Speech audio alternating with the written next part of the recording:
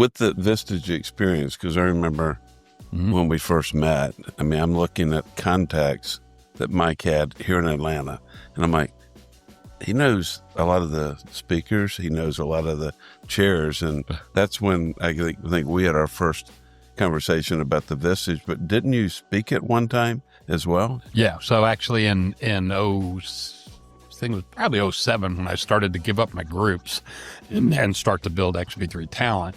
I actually started traveling around the world speaking to Vistage groups. So in fact, from '07 to 2010, I had a 3-year stint where I was doing between 7 to 10 Vistage workshop presentations a month. Wow. So both in the U.S., Canada, and the United Kingdom. Wow.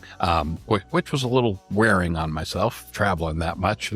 But it was a great experience to be able to meet business owners from all over the world and see, all different types of industries. But the commonality that I found is they all had the same problems. Right. Again, it boiled down to people or a lack of the systems to implement through the people. Well, maybe some good fish fries or pubs in the UK. Yeah. And one other thing too. So when I was in my chair training, when I was first becoming a chair, one of the speakers that came to our group was a guy that spoke on behavioral science.